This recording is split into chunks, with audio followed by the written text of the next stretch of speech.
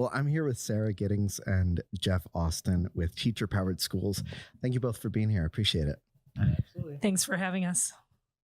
So to start off, could you tell us about a little bit about Teacher Powered Schools and your role with them? So Teacher Powered is basically a framework for empowering students, families, school communities, and educators, and giving some of that power back to the people that make the decisions about learning. And Teacher Powered is also a set of organizational frameworks that help schools design better to meet those needs. And I have been at a Teacher Powered school. I started my career in one in Chicago. I'm at one now. And then I'm also an ambassador and a coach for Teacher Powered schools. Great. Yeah, and I would say again, Teacher Powered schools are schools where we again reconnect the voices of teachers who are closest every day to students, reconnect them to the decision-making processes, where it becomes a school where it's a collective, we're identifying the collective need and collectively serving that need, where when a teacher has insight into the experiences of their students, that they then also have a structure and a path to share that insight and have it influence what happens at the school, so that everyone at the school gets to have a part and a role in what happens. And so what we really are looking to do is, again, not put a prescription on it, not to say like follow all these steps, but to say, here's some things that every school can do, and let us help you do that so that you can get more like this and give a kind of a place to stand for, and I always say for teachers, but I mean, also honestly for administrators and district people to say, I shouldn't, I as the principal shouldn't be the only one making decisions. And I also shouldn't be the only one accountable to those decisions. So if we have that shared responsibility and shared accountability from school site administrators to teachers to community members, the teacher powered structure gives us places to do that and to make sure that students are still at the center of what we're doing, but that we're getting everyone's different perspective. What is, as a student, like they see our classes way differently than the teachers see them, and they see teachers differently than the principal sees them. So I think that's what Teacher Powered Schools looks to do, is to create that that function in a school and give people the ability and kind of the starting place to make that happen. Thinking about the Teacher Powered Schools that y'all are building, what are some of the strategies that you use to give power and to center those who are closest to the learning, the teachers and the students? Okay, so we have Teacher Powered has a set of practices and principles, but it starts with doing an inventory for students, for the educators, for the leaders, about what are some of the ways that they see power in their schools. And then we work kind of backwards and forwards at the same time. So we give some overviews and some resources to schools about here's what it could look like. And we also have them reflect and interrogate where they feel like they could move in those ways, and then where are the gaps between what the students and the educators really want to see in terms of power, and where do the leaders think that power is. Right. And then we really have schools look at some of the different places where they could have autonomy in some of the decision making at schools. And so that might be something very kind of under the managerial role, where you have even some voting and decision-making powers. It can be in designing curriculum, instruction, how you reach out to community, how you budget, how you hire, just areas where you can actually create more room for teachers to participate more actively in those processes. And so that, I think those autonomies are really part of strategies you can bring, or ideas that you can bring to your districts or to your charter organization or to your community, that would essentially give you that place to be more, we'll call teacher powered, obviously, but so that there is a space for that to happen. Mm-hmm. Right. And then I think that sometimes it's very challenging to get people to think outside that box because we're so used to that superintendent, Right. The down the line structure where we're trying to kind of it's not necessarily making it horizontal, but the process feels very much like that.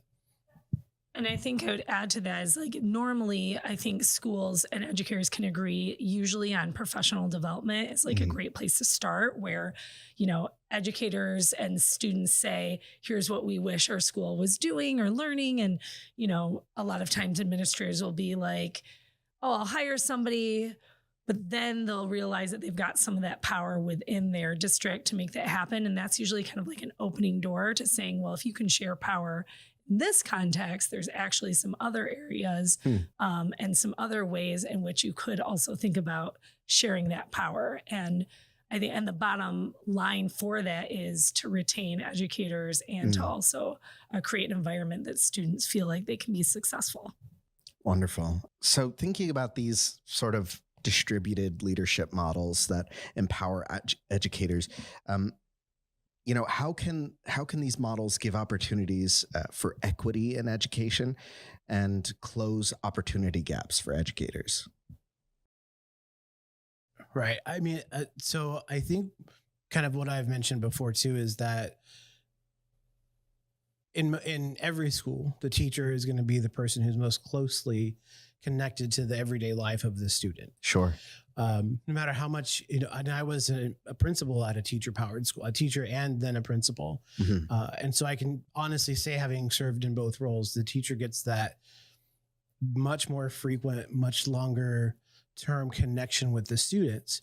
And so I think when you make that connection and we're talking about equity, so we're looking at, for me, equity is, are my students thriving, right? And are we, if we're not including all of the voices, all of the experiences of students and teachers and the community of the school, then we're not being equitable. And by giving teachers the ability to take in the life of the students in their classroom and then have the conversations with a leadership team at that school and make some specific changes to bring in more ideas, experiences, and voices, I think naturally, if you're acting on those, you're naturally going to create a much more equitable situation in which, again, as an administrator, I can't connect every day with 500 students.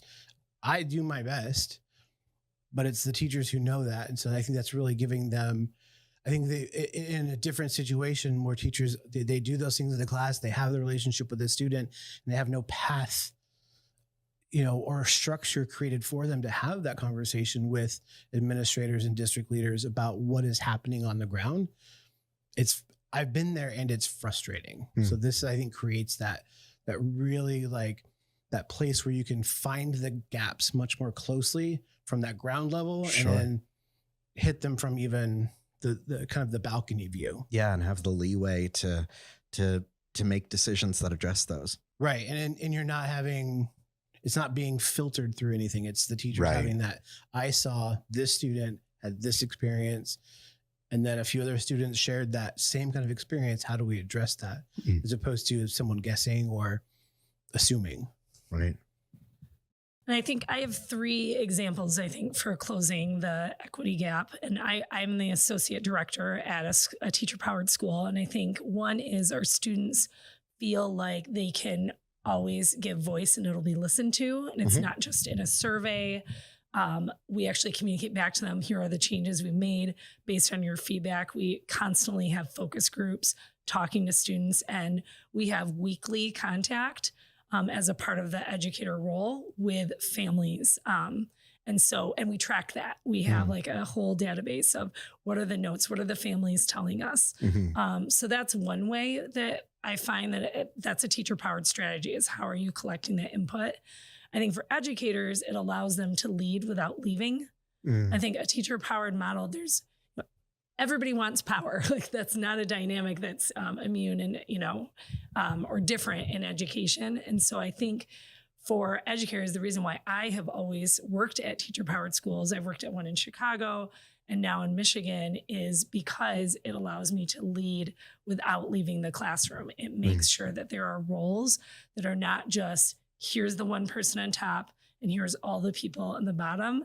It helps you look at school design that allows for all of these different voices to say, here's this part of school that I really gravitate towards. And then as a leader now in this role, it's how do I find an opportunity that goes towards your strengths and helps you with your weaknesses? And then I think for leaders, it gives the opportunity for others to lead. So. Sure. Yeah. Thinking about this teacher powered model, how does this interact with the variety of schools that are out there? We're talking just school districts, schools. We're talking charter schools, the difference between private and public schools. How does this interact with the variety of schools that are out there? Well, teacher power can work with any of those models. So that's always really exciting for us, is that it's not like this is something that only private schools can do, or this is something only public can do. Sure. There's 15 different ways that we've identified that you can have autonomy and in your school structures. And so to be teacher powered, we usually say you look for over half of those, but there really aren't any schools that are always giving all 15 of these. And so I think that's really exciting, is you can find a toehold in a variety of ways in the teacher powered frameworks. And it could start with just giving your teachers more opportunities to lead. I mean, I think, and this is based on responses that I get when I have conversations with school leaders, the schools I coach, at conferences like this, when I mention this model, is that we're not a script. There isn't tasks list. There's not a one, we're going to start at step 1 and go to step 2 and step 3. So it is literally built to just kind of fit right on top of what you're already doing. So if you are, at a private school, you definitely have your constituency and they can take their dollars and leave. And so that's, but then you have that freedom to kind of design it how you want in that sense. But having been in a teacher powered school in the second largest school district in the country, where, in 12 years at the school, I saw the superintendent maybe once a year. We were able to even build that through that kind of massive bureaucracy of schools, right? Sure. So I think it's really part of the brilliance of this idea is that it is very adaptive to whatever you're doing. And so I can, again, be the part of a school in Los Angeles, and there's not a single green thing on our campus besides the fake grass on the football soccer field. And I can go to a conference and be sitting next to and talking to someone whose students spend 80% of the time outside in the snow, on a river, because the model works for wherever you are and whoever you're working with and whatever your goals and agenda and community needs are. We're just saying, how can we make sure that everyone is participating in creating a school around the needs of the students and that community? So I really think what makes it work really well is that teachers hate like having a script given to them, right? We hate that. And so we don't do that. We just say, what do you have now? What would you like to change? And like Sarah mentioned earlier, what's our first leverage point? What's a place where we can make a single change to start that moving forward? Whether it's getting more teachers and students on a hiring committee, or whether it's getting more, families involved in making decisions around budgeting, whatever that is, it's just that those things can work anywhere. With a view toward introducing these teacher-powered strategies and teacher-powered models, what would your hope be for the future? What does that look like if your wildest hopes and dreams were to come true here, what does that do for us? What do you see happening? I mean, for me, it starts with the statue of me outside this. No. I think the thing that probably frustrates me the most about schools in general right now, being an educator, but also the parent of kids in public schools, is that the schools are really still not built around the communities and not built around who attends the schools. And I always get very concerned about when we get into things. I mean, I want to get political, but about school choice things because of who gets left out. But if we can really have community input into how schools are structured and built so that they really specifically meet the needs of the people in that community, that would be kind of like my first hope, is that instead of it being people who are, and my kids go to school in a smaller district, like four high schools, like not a huge district, but there's still definitely a little bit of that disconnect. So that's my first component. I think I also would love to see, I would like to see schools look just a lot different. I think it's been said here a million times. It's still that industrial model. We're still so focused on math scores and English scores. And I think we need to be focused on what the outcome, like our actual product, our students and people, and what are they going to be doing? And are we having students leave our schools being happy, productive, empathetic, kind? Are they finding their path in life that's going to be supportive of their community as a whole? And so I think we need to care more about each other's kids and making sure that we understand, have schools that are built to kind of create that, where I know as a parent who's an educator, I'm going to have influence over how my kids go through the school process. But because of my personal values, I also am trying to say, how do I impact my kids' school so that the other voices in the school are being heard as well. Having sometimes to defend other people's kids from some of the things that happen. I would love to have schools look more like that, like where we're all in it more together from school to school. And so if you decide to send your kids to a private school in the community, that you also feel a responsibility for the public schools, right? And I have no objection to that. Like my nephews attend private school. It's very important to their parents that they have a religious influence in their learning. That's fine. Help the public schools as well. Let's be collective about this and understand that we'd rather have our students leave, all of our students leave schools in a good place than have to deal with the problems later. Sure. Makes I don't know, sense. that's not very specific, but that's like the idea I'm hoping for. I think a few things I'd like to see in the future. I'd like to see that educators are happy and that teaching is a career that everybody wants to do, and they just can't even, they can't even make enough schools for the amount of people that want to be educators. Like I'd really love to see some shift in practice to some of the teacher power principles we talk about, like giving some of the autonomy. Everybody wants trust and power. I really hope that we get schools that really center those things for students and educators. I'd also really love, I really love my school. My school's a little bit more radical than some of the traditional options, but it exists within the districts. And I'd love to see more cooperative solutions like that. My school exists because the superintendents in the districts around us all agreed that they needed an alternative. And I like to tell people that I don't think my school should be the only option, but I think that a school like mine should be an option everywhere for educators and for students. I think it it allows students to make choices about how they want to do their learning, and it allows educators to decide how they would like to teach. And I don't think we get enough of that freedom. Wonderful. Well, Jeff, Sarah, I really appreciate your time. This has been a great conversation. Appreciate it. Thank you.